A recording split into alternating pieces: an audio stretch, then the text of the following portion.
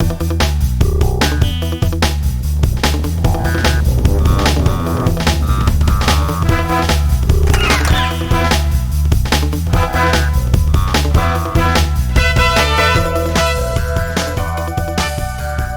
to Electro Arc. In this video presentation, we will review the unpacking, assembly, and operations of the Model 3S metal disintegrator. Before you get started, you'll want to check over your shipping list and immediately check for missing parts. Here's what you should have: coolant tank with pump and motor, a power supply, the Arcer portable disintegrating head, power coolant cable, operator and maintenance manual, and any other accessories or electrodes with collets that you may have ordered. Report shortages to Electro Arc as soon as possible. If you see any damage to the container, machine, or loose parts, do not accept the machine. The trucking company is responsible. Assembly is fast and easy. First, position the coolant tank near the power supply. Now, carefully place the power supply on top of the coolant tank. It should fit inside the coolant tank frame. That's it. Now let's move on to the electrical hookups.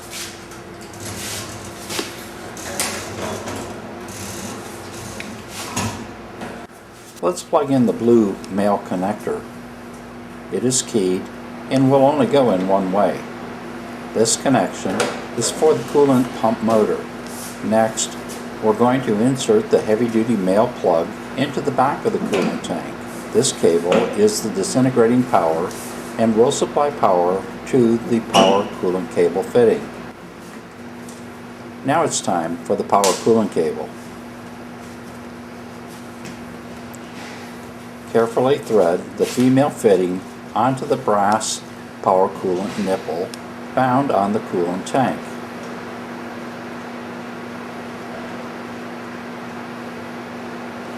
Tighten with an open end wrench and slip the CE approved insulator over this fitting.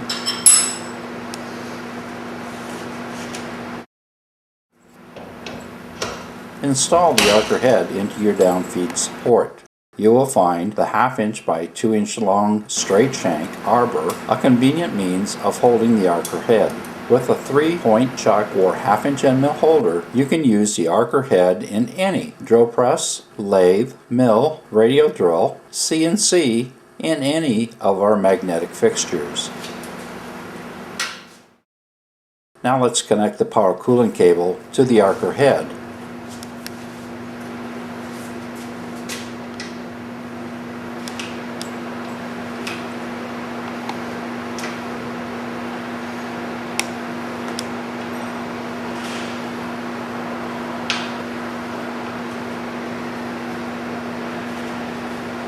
Two open end wrenches are recommended.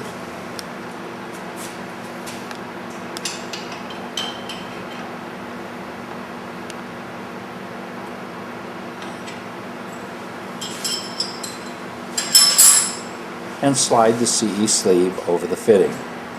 The last connection is the head vibrating cable. It is also keyed. Plug it into the back of the power supply and secure it with the locking ring. Electrical codes change from city to city. Check your local codes. The machine is supplied with a heavy-duty 7-foot 3-connector cable for incoming power. The machine was built to your specifications. It could be a 110 volt or 210 volt machine. You will find this information on the front power panel of your machine. For CE-built machines, the power cord and plug will be supplied. For all other 110 volt machines, you'll have to supply your own plug, like a 3-prong twist lock. 20 amps is required at the outlet. Please check your local electrical codes for proper outlets and plugs. If you have ordered the machine with a 240 volt supply, you can wire the machine to a 3-prong twist lock male plug or directly into a fused or disconnect box. Here's a special tip for those 240 volt machines. In a 3-phase electrical system, you have one leg, that's a phase, that is higher than the other two. You can measure the voltage between each leg to ground to find out which is the higher voltage. Use this leg and one of the lower voltage legs for best performance. The third wire is a green or a green with yellow stripe. Connect this wire to the earth ground lug provided in the disconnect box. This completes the wiring and assembly of the 3S. Turn on the main disconnect and the machine breaker on the back of the power supply.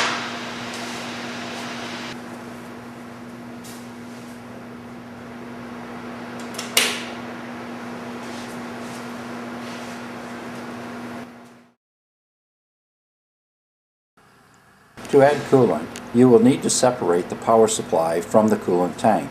Lift the power supply and set it to the side. Open the coolant tank hinged cover and pour 1/4 of a quart of Electro Arc AC concentrated water primer. This is a 20-to-1 mixture. Fill the tank with fresh tap water to the overfill hole at the back of the tank. Close the hinged cover and replace the power supply. It is extremely important to have a good ground. You will want to be sure that the part or work surface is clean and free from paint or rust. Positioning the ground as close as possible to the point of disintegration will ensure maximum performance. In this demonstration, I'm using our optional magnetic ground base. The magnet makes it easy to secure and an excellent ground for the disintegrating process.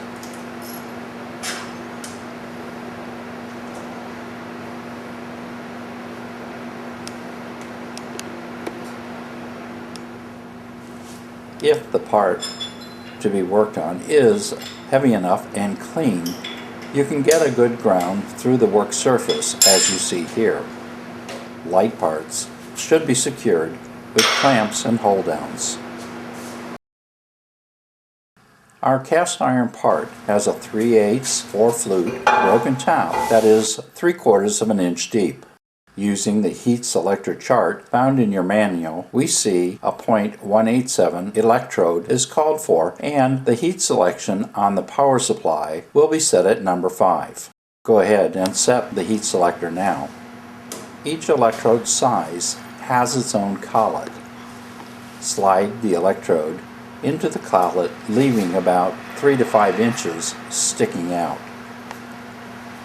Insert this assembly with the O-ring end of the collet into the spindle adapter and secure it with the brass locking nut.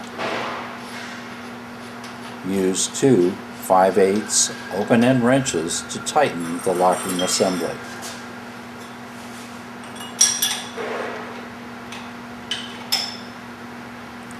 To contain the high-pressure coolant, an Electro Arc splash shield is installed. Never restrict the coolant flow in any way.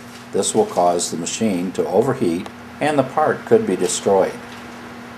To secure the bag, roll the O-ring up over the chuck lock nut. Slip the splash bag over the chuck lock nut and roll the O-ring down over the splash bag.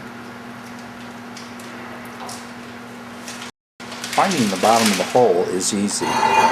Using a depth stop makes it even easier. Remember, the top, the 3/8, is broken off 3/4 of an inch into the part. Lower the disintegrating head so that the electrode is sitting on top of the broken tap. Take note of the position of your depth stop. Measure up the scale, the 3/4 of an inch of the broken tap, and add another 30% of that distance. That's about 3/8 of an inch for the erosion of the electrode. Set your depth stop. That's all there is to it. Raise the head about 1/4 of an inch off the broken tap and lower the splash bag around the part. Hold the spindle in place and turn on the machine. Head vibration, coolant flow, and the disintegrating power will all come on at the same time. The Arc disintegrating head is equipped with a current monitoring device. It has 8 LEDs. 3 are green, 3 are yellow, and 2 are red. Manually lower the arc head and adjust your feed so as to keep the current monitoring LEDs in the green, yellow range. If the current monitor goes into the red momentarily, slow your feed rate down. Never allow the meter to stay in the red.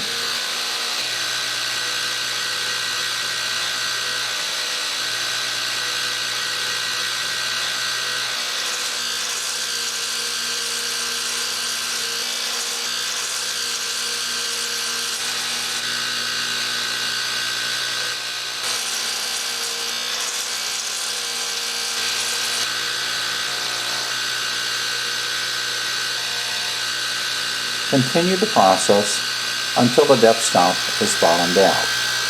Turn the machine off. Raise the head and pull back the splash bag.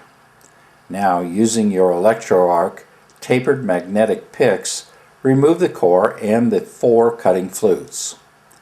You'll see there's no damage to the hole, threads, or the part. With the broken tap removed, a new tap will clean the hole and the threads. From time to time, you'll have to adjust your arc or disintegrating head. If you find the head has no vibration or stalls during the cut, the following adjustments should be made to regain performance.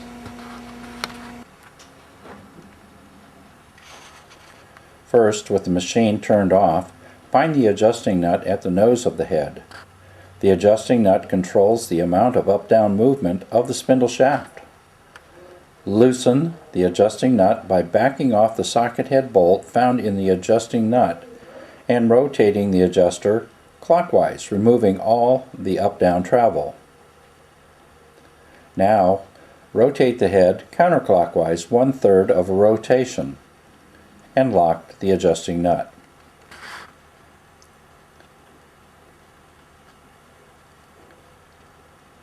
When you pull down on the spindle, you should see a 20 thousandths gap between the adjuster and the bottom cap assembly. This is the only adjustment for the head. You should get years of trouble-free operation of your arc or head. If you cannot make these adjustments, send the arc or head to our factory for repair. For over 60 years, Electro Arc has manufactured the metal disintegrator. We are the world's largest manufacturer of these machines. Should you encounter problems or have additional questions, please feel free to contact us at any time.